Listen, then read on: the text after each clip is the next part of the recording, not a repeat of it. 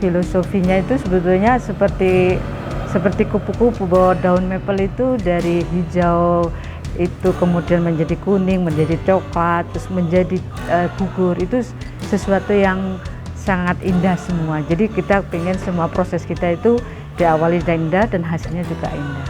Jadi komunitas kami itu sebetulnya dari awal belajar patchwork menjadi bermetamorfose menjadi usaha, menjadi bisnis gitu. Anggota kita rata-rata di atas 50 tahun. Jadi kami bangga bahwa kami sudah di lansia, masuk lansia, tapi kami masih produktif aja.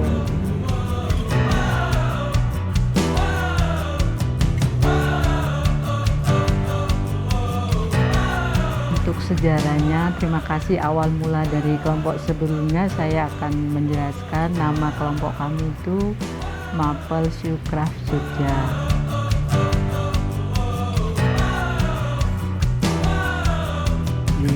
Jadi kami terdiri dari beberapa anggota, 10 anggota yang aktif.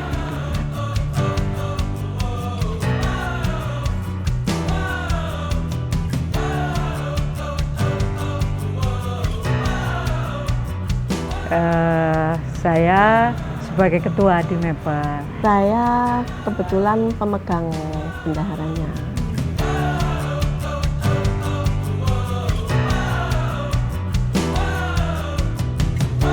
Dulu tahun 2015 itu saya main Facebook.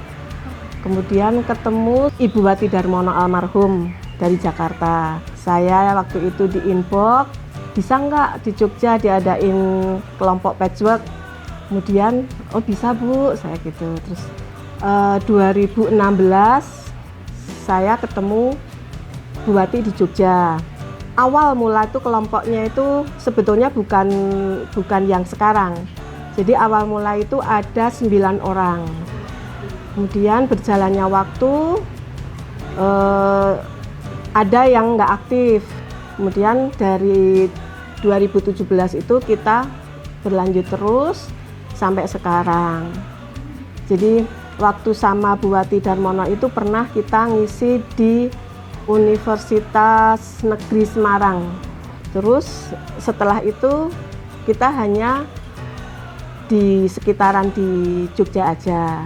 Dan anggotanya kita ada yang dari waktu itu dari Magelang, dari Solo, terus Jogja, sekitar Jogja gitu.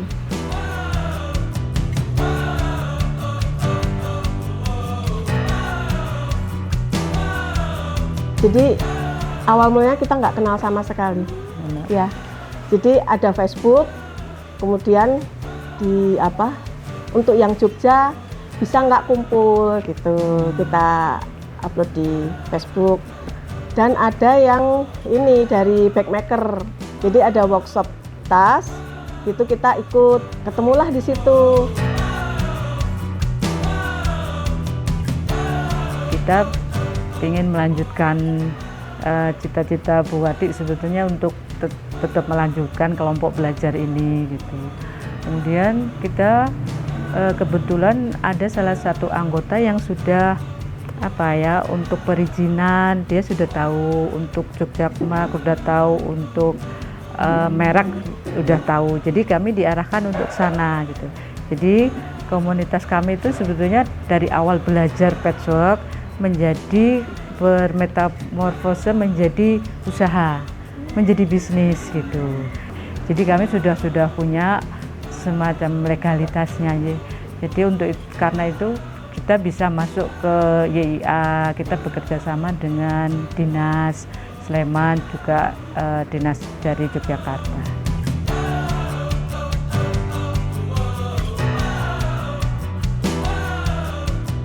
Dulu awal mula itu namanya Jogja Patchwork ya, Jogja Patchwork. Kita memilih untuk maple, kenapa maple gitu ya? Jadi filosofinya itu sebetulnya seperti kupu-kupu, bahwa daun maple itu dari hijau itu kemudian menjadi kuning, menjadi coklat, terus menjadi gugur. Itu sesuatu yang sangat indah semua. Jadi kita pengen semua proses kita itu diawali dengan indah dan hasilnya juga indah.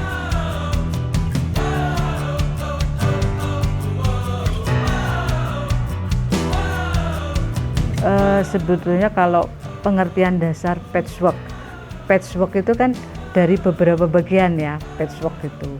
Awal mulanya itu patchwork itu yang pengenalan itu memang dari Amerika waktu itu. Jadi mereka itu memanfaatkan baju-baju bekas, kemudian dipotong-potong, terus disambung-sambung menjadi selimut.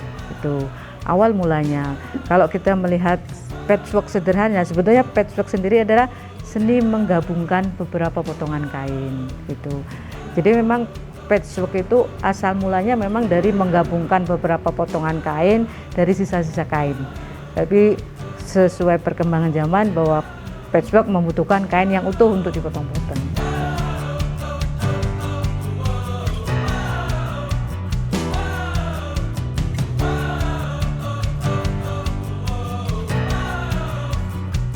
Kain kami yang kami gunakan adalah kebanyakan dari batik Bali seperti itu. Kemudian tapi tidak menutup bahwa sekarang pun banyak yang berusaha seperti maple gitu ya, dengan membuat segala macam. Bagi saya itu tidak masalah gitu ya. Tapi paling tidak sejauh ini maple sudah dikenal.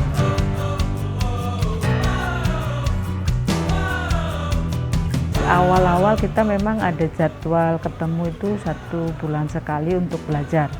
Jadi belajar materi baru, belajar produk baru gitu. Alhamdulillah sampai sekarang sudah ada produk-produk kita di Pasar Gede ya, YIA di Bandara, kemudian di toko oleh-oleh Pasaraya Malioboro, kemudian di Adikusumo, kemudian di Dikranasda Sleman.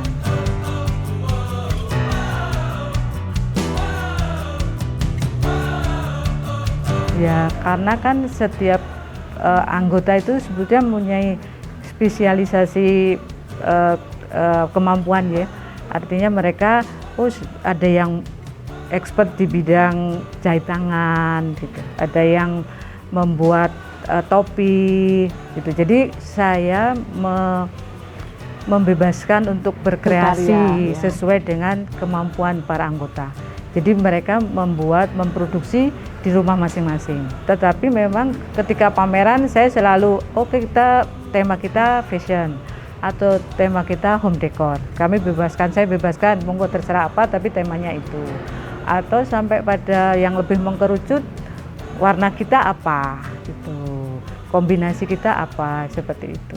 Jadi tetap mereka mengerjakan di rumah mereka sendiri masing-masing. Anggota kita rata-rata di atas 50 tahun. Jadi kami bangga bahwa kami sudah di lansia, masuk lansia, tapi kami masih produktif.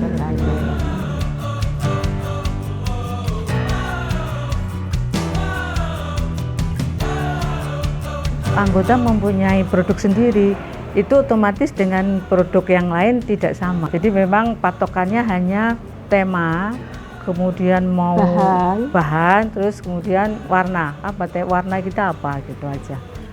Jadi memang produk setiap anggota akhirnya menjadi tidak sama karena masing-masing sesuai dengan passionnya mereka. Ada yang bikin tas, ada yang bikin sarung bantal, ada yang mungkin kalau bisa melihat situasinya sekarang bahwa ada yang benar-benar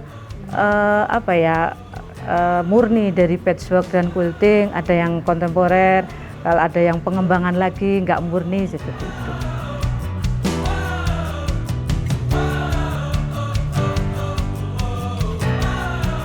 Tapi ya, alhamdulillah ya Mbak ya, kita sudah diajak dari di Kranasda untuk ngisi. Jadi kita sering ngisi berbagai narasumber.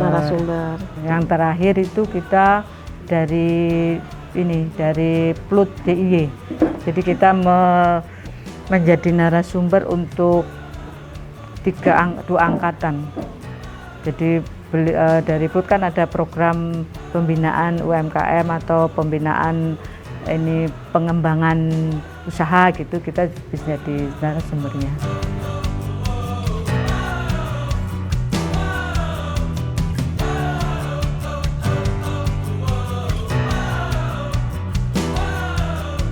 tantangan selalu ada ya, setiap setiap komunitas itu selalu ada. Kami menyadari bahwa kami itu karena anggotanya Pak di atas 50 ya. Jadi tantangannya adalah di bidang teknologi ya. Tapi sejauh ini kalau IG sudah punya, kalau Shopee sudah punya gitu. Tapi kita tetap belajar.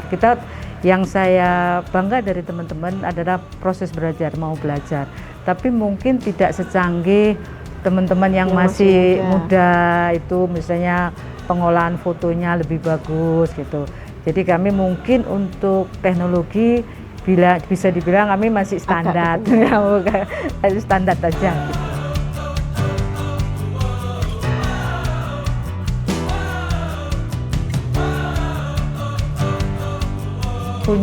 Punya IG ada, kemudian ada Shopee, tapi memang untuk promosi secara masif ya kita belum mampu gitu, belum mampu. Jadi kita memang saat ini masih mengandalkan toko-toko offline aja.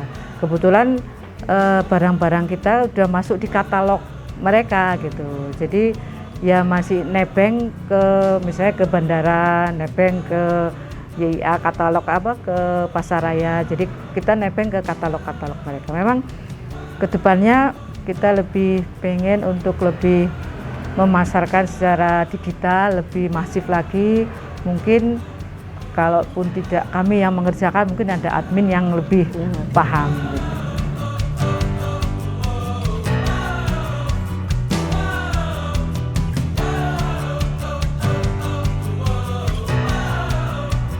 Produk kita ada home decor, ada fashion, dan kategori besarnya seperti itu. Nah, kalau home decor itu seperti bed cover, seperti sarung bantal, table runner, itu home decor. Kemudian kayak tatakan piring, placemat. Kemudian kalau fashion masuknya di tas, di topi, pot, seperti itu. Jadi memang kategori besarnya di situ. Jadi itu untuk memudahkan bahwa kita akan event ini kita akan membuat home decor saja atau kita akan membuat fashion saja.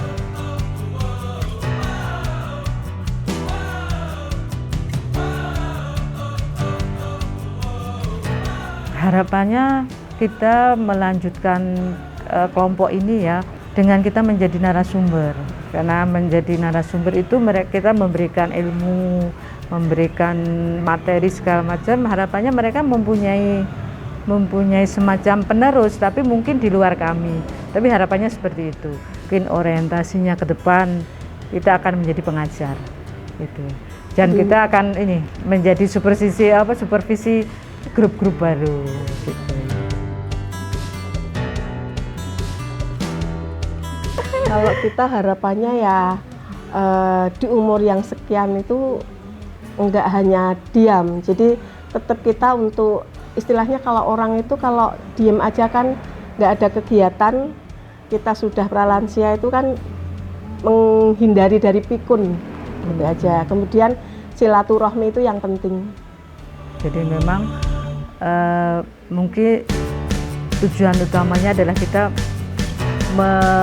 menantang diri kita sendiri bahwa kita tua, kita lansia, tapi kita produktif. Ya. Gitu.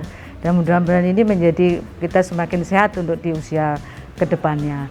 Dan harapan yang selanjutnya adalah kita bisa menularkan ilmu-ilmu ini dan yang muda-muda juga ikut berkembang.